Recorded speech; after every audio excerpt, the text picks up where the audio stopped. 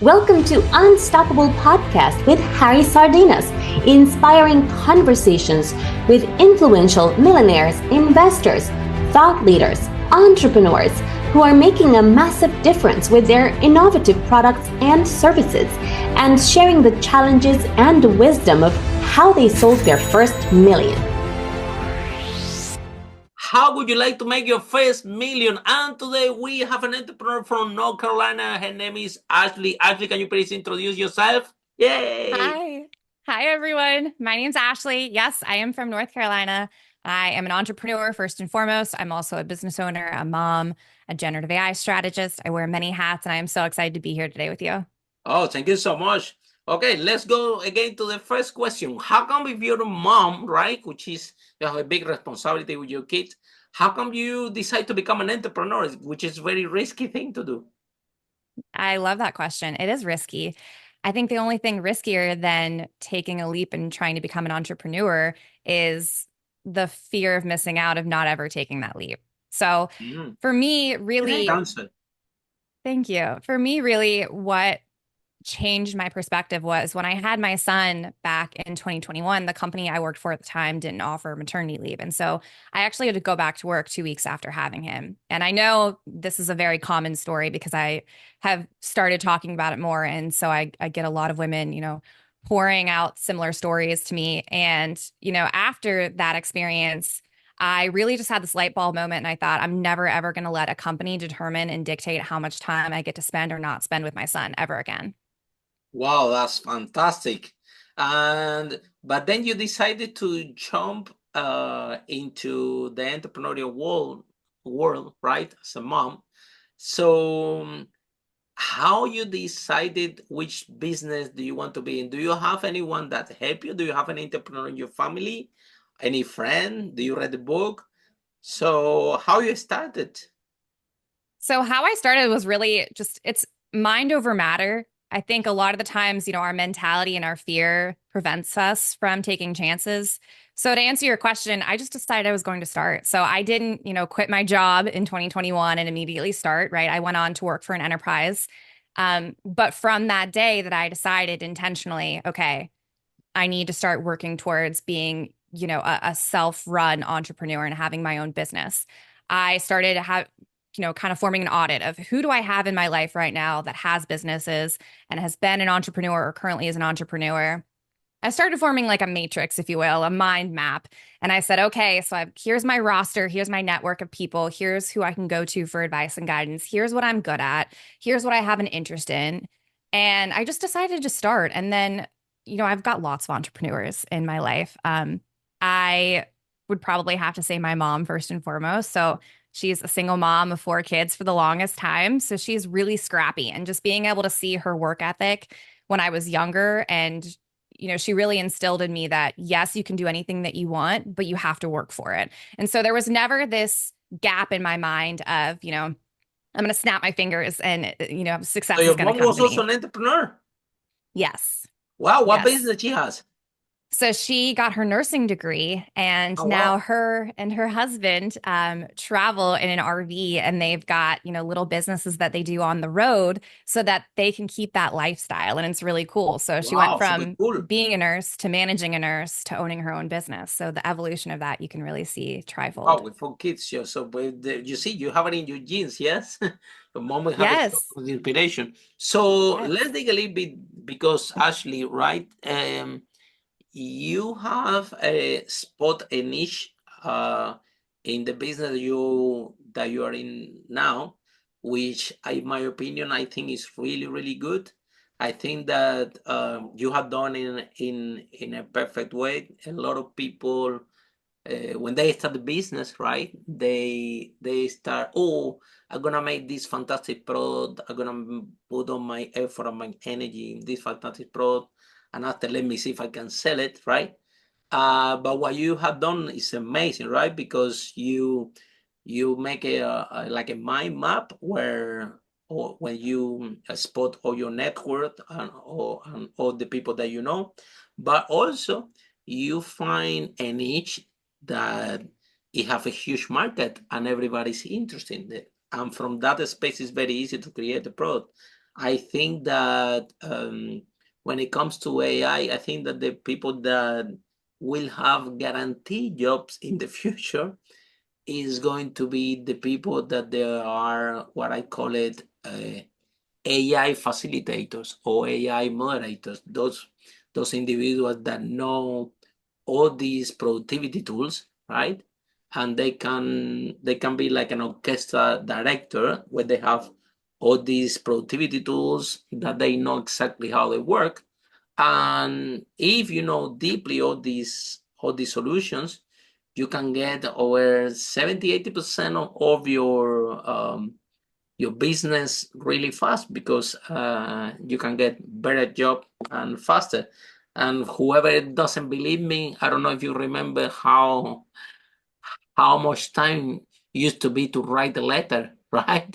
For any problem you have, and now you go to ChatGPT and say, "Can you please write a letter for me to this person saying that black X, Y, and Z, blah blah blah," and wow, it's done in less than 15 seconds, which is amazing, right? For me, I remember those letters used to take a lot of time to write and to check the spelling and everything. So if you can translate this level of productivity just by writing a letter to all the areas of your business, you know what we're talking about. So what makes you think, or how do you choose this AI thing that it's been there for a long time, but people actually start to understand what can do for them now? So how you choose this? A friend told you, you did the research, you like it. What happened? So it was really serendipitous, actually. It was back in 2020. I knew, I was going to have a child soon and I needed to be more efficient with my time. So I didn't want to work a 40-hour work week. I wanted to work a 15-hour work week. So I remember Wow. coming across a tool called Jarvis back then. Now it's Jasper AI, but back then it was called Jarvis. And it was a generative AI tool. It still is today. It's great. And I just started using it. I was like, you know what? I don't know if this is going to work, but I'm willing to try because I have a pain point. My pain point is I don't want to work 40 hours a week. I can still be efficient and scrappy and get that work done, but I want to slim down the time. So it was a mix of just being curious and leaning into that curiosity and then having a specific pain point that I wanted to solve and saying, okay, here's what I know about this tool. From what I can see in the research I've done, it could solve this problem for me. And then just trying it. So I always say, and I give this feedback to anyone that's trying out AI as well, start small, experiment mindfully, and iterate constantly, and just lean into that curiosity. That's really what began this whole entire venture into generative AI. And back then, it was a different climate than it is now. So you didn't really want to talk about using AI if you were, Yeah, because yeah, people had yeah. no concept of prompt Yeah, yeah, yeah, engineering. yeah, yeah. And I so a lot of understand times when, 100%. yeah, They so when call you it were something talking else, about it, productivity tools. You won't call that AI. People didn't even knew what that was. However, but it's, let's face it, right? Most of entrepreneurs out there, the way that they have built the business is to try to find this problem for themselves, pain point that they have. In your case, you're a mom, so time is very important for you because you need to spend as much time as possible with your children. So now you need to find solutions for you that they're more efficient, that get the job done in a shorter period of time. And there you go, because you're using this solution for yourself and it's working. Now you are able to offer this solution to other people, and you can build a very decent business out of this. Because if this is what it means for you as an as a mom, and it's saving you a lot of time. Now imagine what these tools can do for a company, can do for a corporation, can do for, you're talking that they can save millions dollars, right? and So that's exactly what I did. Yes. fantastic. So how many, tell us a little bit more about your business. So now you can I say that you are like the, what we call it, this conductor of orchestra conductor of different AI tools that can save you time and can get the job efficiently? That this is a good way to describe what you do? Think so. I think, in order to kind of paint the path from being curious and leaning into that curiosity and experimenting in 2020 with AI, I should really kind of take a step back momentarily before talking about my business and say, I went from experimenting with it to telling everyone, hey, here's what I'm doing. I was able to condense my work week down. I'm using AI to reprioritize my email. So when I wake up in the morning, I already know what priority based on the urgency I need to respond to people. And from there, as soon as I started telling everyone what I was doing, the enterprise that I worked for in 2022, pre-ChatGPT days, they were like, "Hey, this would be really great if we tried, A/B testing some of this in our marketing org." And their marketing org was a little bit over 100 people. So within 3 months, I implemented 8 LLMs, and we had 25 use cases, and they were all really impressive. But ultimately, what the biggest number of success and metric in my mind was, after 3 months of implementing these LLMs, we overachieved our pipeline target of 90 million and hit 115 million. Just to give you an idea of the impact that rolling AI out in an organization had. And that is when I was like, whoa, this is wild. Like this is going to change lives.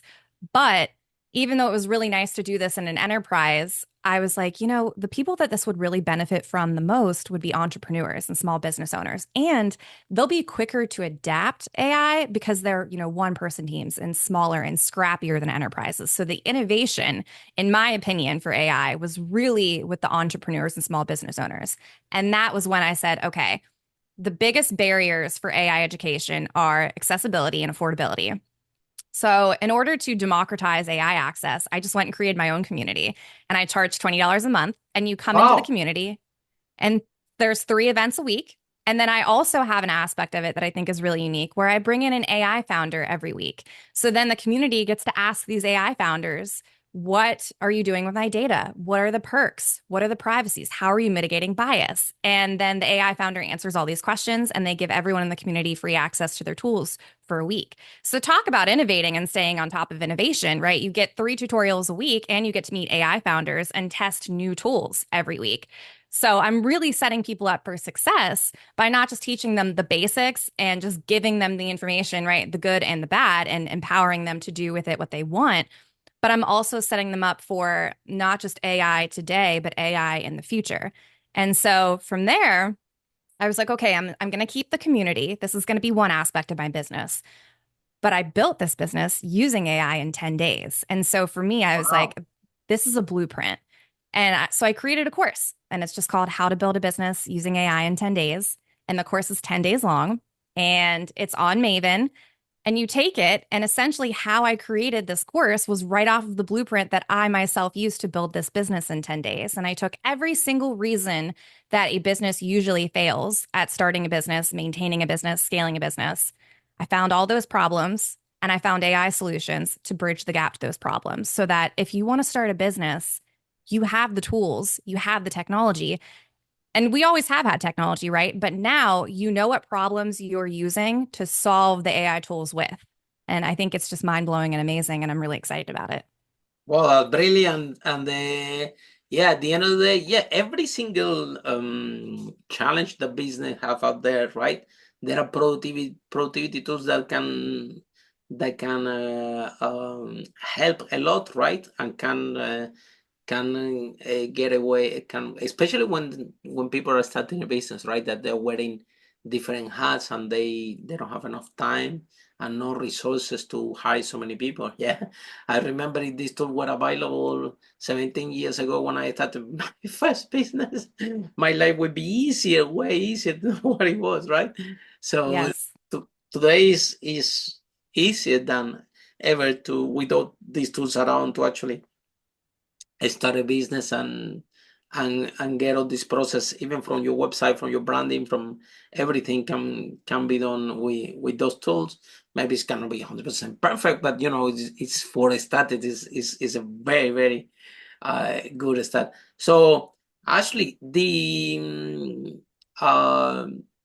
I also want to congratulations for your community, right? Because this is the thing with this AI, right? That because it's technology, we have to be on top of it because every week, every month, new technologies are out there, right? And new solutions. So it's not something that, oh, I'm gonna learn about an AI course and after I learn, that's it. I already know everything. it's a very dynamic space to be that is improving really, really fast, right? So that's why I think that the community that you have is a great idea, because everyone around this community can be up to date in what's going on. Make sense? Absolutely. I think that's the secret to my success is building a strong supportive community, because that really does align and unite everyone around, how are we going to use this technology to solve real world problems? And since everybody's aligned on that, there's no distractions. We all know why we're there, and we all have a joint mission, and that's it, right? So it's kind of like sports, where it's not about who you're coming from or what you look like or where, all of that stuff goes out the window. It's what do we do with this technology? Let's all come together using our different experiences and backgrounds and figure this out together. Fantastic. And then, Ashley, one more question. When you said that it took you 10 days from zero to start your own business. So meaning, so you managed to create the product, to design the marketing strategies and the market penetration, all that, the funnels, all that in 10 days, right? Yes. Tell us a bit more about that blueprint, about Sure. what can get done in 10 days from zero. I'm starting my business today, yeah? And after 10 days, after I use all these tools, what can I get done? Can you break it down a bit more? Absolutely. So really, just to kind of peel an onion layer back on this before we dive in, I looked at the three main challenges that business owners face when they're trying to build a business and scale it. And it was a poor business plan, poor marketing, or a lack of skills and finances, right? Like, and or. So I was like, okay, great. Here's where my strengths lie. My strengths lie in marketing. So I'm not concerned with the marketing aspect of it. That's what I have 10 years of experience in. So when I looked at a bad business plan and a lack of skills and finances, I was like, okay, how can I implement AI and have an AI first approach to solving those problems so that I don't run into them? And so what that looked like is, for a lack of skills, right? I'll cherry pick an issue, right? So product market fit. That's a huge challenge that a lot of business owners face. Tell me about it. And so a lot of people, even if you don't face that originally, it always comes back, because people have this misinterpretation of product market fit where, you get it right the first time and then you're good to go and you don't have to iterate. And I know that's not true because of my years as a marketer. So I said, okay, how can I implement AI to make sure that this is not a reason why I fail? And so what that looked like was, when you're doing product market research, right? You want to interview people, you want to send out surveys, you want to get a couple customers and get one-on-one interviews and feedback directly from them after they test your product. And you want to do that before you actually create the product and put money into the product, right? So like during the ideation phase, you want to start doing that. But if you're trying to secure finances and you're trying to create a website and you're filling out, tax information and getting an EIN number, it's like you don't have time to put the effort into making sure that ideation and the product market fit is going to be good. So what do? You implement AI tools. And so now, I create a lead magnet where I say, hey, this is the idea that I'm creating. Who would be interested in this idea? And I put that on all my other channels. And then let's just say I use an AI tool like Zekin. And with Zekin, you can create any image that you want. You can embed a link. And so it doesn't matter what social media channel I'm on. If I'm working and collaborating with another website team or company, if I put out a lead magnet with that image and anyone clicks on it, it takes them to my website and it allows me to see where they're coming from, who they are, what the data is, and then I own that data. And so I'm able to sufficiently do the product market fit in the ideation phase as I'm doing all these other things and making sure that the data is cleaned. So I'm solving like 5, problems with that one solution and using AI. And that's just one part of it, right? So I was able to create my website without code because of AI tools. I was able to figure out where my audience members were, what channels they were on. I was able to create conferences and events from scratch just by having their social media. So I pulled all of their social media in and I said, hey, find me a common geographical location so that everyone can meet me in the middle for this event. Tell me what they like based on the past activities and posts that they have on their social media channels, right? And then tell me what hobbies they like, because if I want to try and connect with them, I want to know that, maybe you like soccer. So give me a list of all the hobbies that they have in common. And I was able to network, right? First and foremost, but also I was able to know my customers before they ever know me. So then those first impressions, I know I'm going to nail it because I know all of the information I need to know about them in order to sell my product and market my product. And they haven't met me yet. So I have such a proactive head start before I've even, tried to solidify this. So those are just a few ways that I was able to build a business using AI in 10 days. But just really having this, AI first mentality of, okay, whether it's a process or a workflow, if I have to do this manually, 2 or more times, there's an AI tool that can automate this. And then also having this approach of, well, what do I really like? I need to sustainably enjoy this. I'm a solopreneur. I'm going to burn out if I'm not spending at least 75% of my work week doing things that I like. And so I love networking. I love talking to people. You know what I hate doing? I hate sending emails. I hate tracking Me too. metrics. So I can go find AI tools so that, even if I'm using HubSpot and Salesforce, I don't have to have a physical computer at an event when I'm trying to network. I can just bring up my AI tool app and send a message and say, hey, Jerry from company so and so is interested in XYZ. Make sure you add this to his account. And then this AI tool is speaking to HubSpot and updating that. Meanwhile, I'm still face to face with Jerry and not losing that information and losing that valuable time that I have with him. So it's really just enabling me to have an AI first approach to building a business and automating a lot of the workflows. And then also just genuinely enjoying what I'm doing, because if I'm liking what I'm doing, I'm going to smile, I'm going to be excited, and people are going to feel that energy, and I'm going to be able to track that more, and I'm not going to burn out as fast. Yeah, you definitely, we can tell that you're really passionate about this. Your eyes are shining. You're so motivated. I think that, when we have a product that have make a huge difference for our life, and we know that it actually works, and can save a lot of time, you are desperate to share it with others, because you know what they can do, right? Especially for the type of entrepreneur. I think that you are similar, like the type of entrepreneur that I am, right? We like to make a lot of money, but we like to have short teams, right? Yes. In the before 15, 17 years ago, when we started our first property business that we sold over 5 million, it was a big operation. We have a lot of employees around, a lot of clients, and it was fun. We did make a lot of money, but he's paved the way for what I don't want, right? So I don't want from the future to have this large fleet of employees and suppliers and things like that, because is very time consuming, right? You have Right. charge of the operation, and whether you like it or not, it took me like good 5 years to automatize everything, and to the point that I was not needing the company, but it was 5 years of work. Right. So, and after you reach that point that everything can be automatized, and you can enjoy your life, and do what you love, which is talk about your business with everyone. Once you get to this point, it's very difficult to to come back. And AI definitely is something.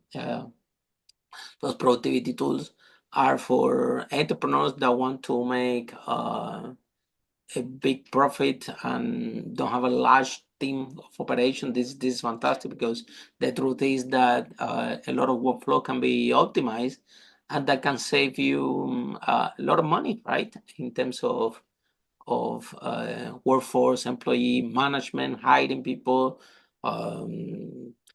bringing people to the organization. I think a couple of tools can actually help you to decrease the amount of people that you have in your organization. That's fantastic, because the most important thing in business is people, right? And if you have few good people, yeah, is you have less chance to bring someone that is not good to your organization. And remember, when somebody comes to your organization that is not uh, top 10 like you're expecting, that could be a problem, right? Because it takes time and somebody can make a mistake, somebody can hire someone by mistake, and then after 2-3 months you find out that this person is not aligned with the value, with the mission, with the vision of the company. and then this person doesn't want to go. It becomes challenge, right? So if we have productivity tools out there that can mitigate all that and give us the opportunity to have a large company, right, which is that we can make good income, right, but only have the optimal people in that position would be great, especially for moms, right, that they need the time. They need a lot of time to look after the children, right? So they cannot be looking about taking care of 100 or 200 employees. It's a lot of work, right? So I think that, Ashley, so in your opinion, what are the 5 steps that entrepreneurs should be doing out there to achieve the first million? So I would say start with a clear value. So just knowing what you're good at and how it can help others and the impact you have already in your day-to-day life, that's a huge first step because it's awareness and essentially you're building, off of that awareness and you're going to cultivate a higher emotional intelligence, which you need to run a business. And then I would say that second step would probably be make a great product. So make sure what you offer is really good and useful, right? So whenever I built the course, How to Build a Business Using AI in 10 Days, it wasn't an idea I cherry picked. It was based off of a blueprint that I actually used to create my own business. So I knew it worked and I knew it was useful and I knew the impact it would have. So make a great product. Then I would say build a community. Obviously, this depends on, to your point, what you like and what you don't like. If you don't like managing people, maybe a community is not the best. But for me, I knew that I was bootstrapping this business and that was important to me. And I was going to be doing this as a solopreneur for a while, just because I wanted to run every aspect and every task of this business before I hire someone. For me, this was really important from an ethics standpoint because I need to know what to expect and do the job myself before I bring in other people to do it. Otherwise, there's just going to be this gap of skills and knowledge on my part, and I'm going to end up micromanaging. And I didn't want to be a micromanaging founder. So build a community. If you don't build a community, and even if you do, find and support people who share your same interests, the company you keep, right? We're always taught that. Use smart marketing would probably be my fourth one. I'm a little bit biased because I come from marketing, but tell the right people about what you do in the best way. A lot of times we don't like to think that we're not great at communicating, but we are, right? Like communication's a spectrum. It's not something that you're good at once and then you move on and you never have to practice again. So make sure you really hone in on what your story is and what your brand value is. And then I would say just the fifth step would be just keep improving. I think always leaning into that curiosity and never being satisfied and always wanting more for your product and for yourself and listening to feedback and just being better. Make yourself better, make your product better. Like never stop trying to improve. Those would be my 5 steps. That's brilliant. And then which message do you have for the moms out there that they are, we can call it cash rich and time poor? They're going to work in the corporate environment, right? And because of the characteristic of this job, they had to spend a lot of time there away from the family. And these companies, they're very good at keep you happy, right? Keep you comfortable. They pay you a lot of money. They give you little holidays, but they pay you a lot of money, right? And you become the person that is attached to your job. And yeah, you're cash rich, but you're time poor. And spending enough time with your son and with your family. So what message do you have for these women in corporate, same like you? Because let's speak the truth. The truth is what happened, what could happen, right? That eventually you're going to be 40, 45 years old. You're going to get old, right? An AI tool will appear, yeah. And when you no longer need it, and the only thing that you know how to do is in a specific job in corporate, and then you have your house, your mortgage, your cars, your everything, and one day you end up that's it. You have been redundant and you don't have this job anymore. It's gonna be tough to build yourself from scratch again, especially because they have to develop all these skills actually that you already have. You already built your company, you already made your product market fit, you already have your community going on, you already have all this job, right? When you're young, you look very young to me, so you have the strength and the ability to keep learning, right? So what message do you have for these women in corporate that that they are time poor, cash rich, and they're not spending enough time with the family? Well, first, I think I, would be remiss if I didn't say moms have so many things thrown at them every single day. So I don't really have advice for them because, we're we're really superheroes. Moms are superheroes and I know. we're capable of so many things. And we're wired, right, to be nurturing and caring and taking care of other people. So if I were to give advice, it would just be to put more time into yourself. And I think that's really, really hard for moms to do because that's just not what we're wired to think about. We're wired to think about our kids and, everything that they need to do. And we always forget to take care of ourselves. So that would be the piece of advice. But I would also just say, it's really hard and it's really isolating being a mom, specifically in corporate. There's so many women that feel the same way, and we're doing ourselves a disservice not to talk about those issues out loud because not talking about the issues and the change that needs to occur in the workplace for moms is, not talking about it and staying silent doesn't help you and it doesn't help them. It isolates you and it also isolates them. So I would just say normalize talking about these issues because that's the only way real change is going to happen. And then my last advice, as far as entrepreneurship goes and starting a business would just be, I think we live in a very sensationalist time where, all of our social media is flooded with, how to get rich quick and how to do this. And just know that that is not entrepreneurship at all. And being aware that, being an entrepreneur just means you wake up every day with the mentality that you are going to slowly work away at whatever success means to you. You wake up, you're consistent, you do the same thing over and over again, and you don't know when you're going to have that payoff happen, but you do it anyways. It's consistency, it's grit, and it's a really strong mental power that you have to push through. So if entrepreneurship for you looks different than it does for me, that's okay. There's no, one path for becoming an entrepreneur and, maybe a business owner. Maybe entrepreneurship for you means that while you have a corporate job, you start planning out what you want that business to be and you take a little bit of your paycheck and you put it into another account so that when you are ready or when you do have a certain amount of money in that other account, you're ready to jump. You don't need to do this, all in or all out thing where you leave your 9 to 5 and you risk putting your family at a disadvantage because that's just going to create another problem. So I would just say, don't compare yourself to other people. Understand that social media is a highlight reel of our best moments and it is not at all reflecting what is actually happening. Start having vulnerable conversations because there's so many other people that feel the same way that you do. And the only way to find those supportive groups and empower yourself is to talk about it. And then think about, what you've always wanted to be, because as we get older, especially after we have children, our dreams start to become more responsible.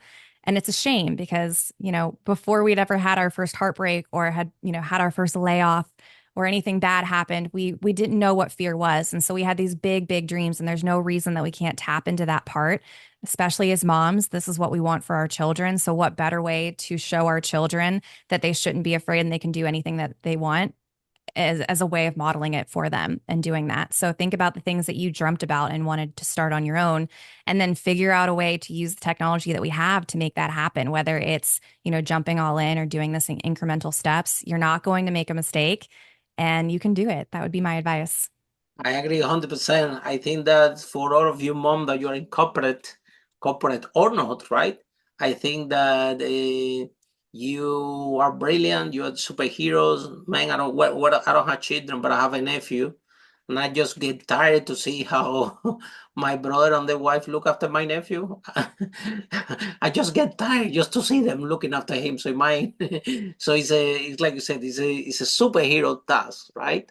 And for all moms out there, yeah, like Ashley was sharing, right? In your own way, design your own future, right? And don't put all your eggs in one basket, right? You don't. There is always because at the end of the day, we all run businesses, we all have companies, and sometimes the employees are not needed anymore, right?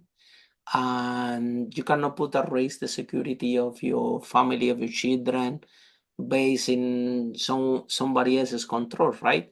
So parallel to your corporate job, right? If you're passionate about, if you want to mitigate your risk and build that dream and tap into this future dream that you have, that is in your mind, right? Later by later, right? Could be 2 hours on Sunday or in the weekend. It's time to build your dream idea, your dream small little business, right? And you never know what does will be led you in. Like a couple of weeks ago, I interviewed a woman in corporate, right? And she was really busy woman, right, in corporate, right, top position, C-level, but she has a problem with the hair, right, Black American woman, and nothing seems to work. So she started every Sunday and Saturday to mix the stuff up and to create her own formula. And she was wearing this on her hair, and it was working amazing for her, and she was not sharing with anyone, just with friends and everything. She created her own solution. Guess what? So one day, all of a sudden, um, she got made redundant out of her job. But you know what? She already has a product. She already have a lot of skills. So she have a lot of job already done. And she told me, Harry, I didn't even think twice what I'm gonna do with my life. I already picked up my product. I went for it, and she's making millions now, big time. A big facility, huge production there in the United States. Out of this, making way more than the corporate job, right? Kind of by accident, right? She started to find, same like you, Ashley. She started to find a solution that worked for her for a certain problem that she has, and all of a sudden, these when the times came, it became her main business. She's making decent, very decent living out of it, right? So yeah, that's what we have for moms out there. Don't put all your eggs in your basket. Be happy. Don't forget this dream that you are tapping on, because yeah, like you said, the more time comes, fear goes in the way, right? And Ashley, what do you want to tell moms about AI? Can we tell moms to don't be scared of AI, that every woman is as capable of men to use these tools, and as soon as you have the knowledge, this AI, you don't need to be a super genius or super geeks to operate this software. They're actually very friendly, and all you need to have is the right piece of information. Let's put a message for moms there about AI, because when it comes to girls, not all, I have to say, because here there is a small movement in UK about women in tech, right? And but it's like women and technology, right? They're a little bit more apart than men. So what message do you have for women in general to get more closer to AI and more closer to tech? Partner up. Going at this with a friend and a group is a lot easier than doing this on your own, because there's, on my own, I've tested 167 AI tools, and it was wild. Bananas. 167. Yes. Oh my God, you're gonna become a very good friend of my girlfriend, Lily. Yeah. She she loves AI as well, but this is a big number, yeah. Okay. So I would say go at it with a group, so that you don't have to do it on your own. And then I would also just say, regardless of who this message to, because it's not just moms, but anyone listening, I would say, I like to say that AI is kind of like, everyone has two arms, right?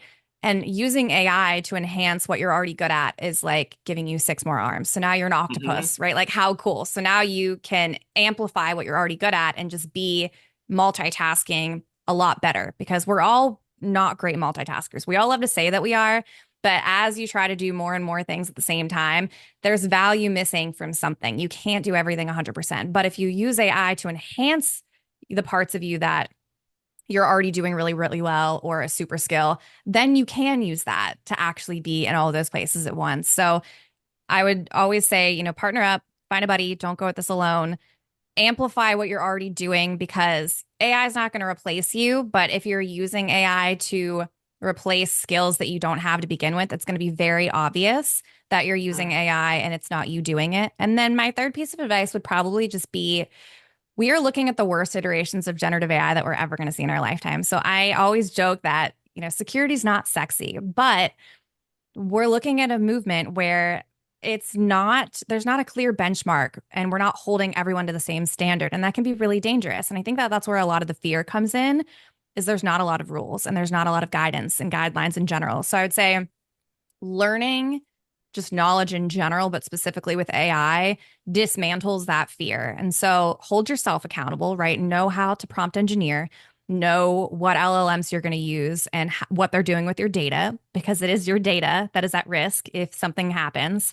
And then also hold the vendors accountable. Just because, we haven't had a ton of AI tools around for this many years doesn't mean that you don't have a right as a user to ask the vendor to answer questions, right? If you go to their website and you're looking at it and you're like, hey, I don't know, where my data is being stored, like what countries my data is being stored and what are you doing with it? Can I click a button at any time and all my data disappears? And if they're not hitting all of your boxes, like you don't have to use that tool just because everyone else is. And also you get to ask them and hold them accountable because they are creating the technology that is changing the world rapidly. They should be able to answer these questions. And then Ashley, the other thing is to become part of the community, right? I think that Yes. if you become part of the community that especially women and men, right, they are in that community and discussing all this issue and finding the most effective tool, right? You're not gonna feel alone and you're not gonna feel distant, because whether we like it or not, right, we do, if we want to be in business, we need to we have to have a general knowledge about these tools, because can save us time and a lot of money, and especially if you're a solo entrepreneur and a small business owners, can make a huge difference to your life.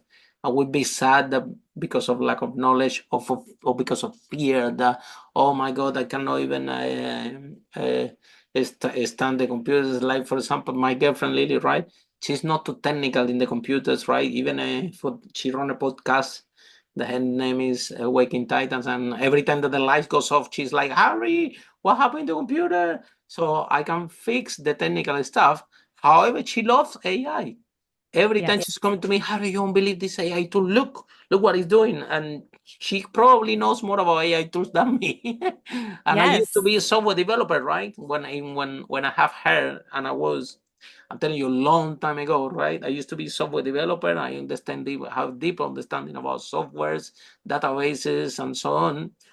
But she knows more tools than me. Sometimes she's showing me the tools. I'm like, really? The thing is doing this? So because I think make it easy for no technical person to have solutions, right? So how can we embrace to get more people involved? How can we embrace more women? Because there are women also that are entrepreneurs out there, right? And they're not good at the computer. Not everybody is good at the computer. Like you said, some people have strength, some people have weaknesses, right? And productivity tools. I'm a big fan of productivity. Big fan. Since I run my first business, which was a huge operation, a lot of employees, a lot of money, big nightmare. Not big nightmare, but huge operation. Like I said, it took a lot of years to automatize everything, right? And to organize everything. Yeah, I remember that I was thinking in my early days of business, I'm thinking like, wow, Harry, now you have a mess. So if you expand this company, what you're gonna expand is a big mess. I was thinking I need to organize this first before I expand. Otherwise, the big mess that I'm gonna expand will be huge. And all those two can help you to do that. Yeah. Okay. Actually, okay. So if somebody's listening this podcast, women, men out there, and whatever we are sharing here resonate with them, how they can find you, how the process work, what can you help them? Definitely let them know how they can join your community. And please, after this, please send us the link. We're happy to put in the description. Yeah. So how people can find you? How can you help them with? Tell us. Yeah. So, how you can find me, I'm always on LinkedIn. That's the social media channel I spend really all my time on. So, just follow me at Ashley Gross. And then, how I can help you, it really depends on what you want. So, I do a lot. I teach through various organizations and nonprofits and schools on how to use AI to get a job, how to use AI to get a promotion, how to build a GPT. I teach a lot. So, if those are courses that interest you, I recommend that you check those out. But also, if you just want to join the community, you can visit gettheprompt.com. I would recommend starting there because, no one's really going to tell you like, oh, here's what you're going to do. And here's what you like. You can kind of come in and you have a group of supportive people that are in this with you, but you can go at your own pace without feeling so much of the pressure to, achieve success or doing anything insane with it right away. And then I would also say, if you're being serious about, entrepreneurship and starting a business, take my course. It's $99. It's really, really cool because at the end of the course, at the end of the course, through every single module, one, you take the course in 10 days because it's how to build a business using AI in 10 days.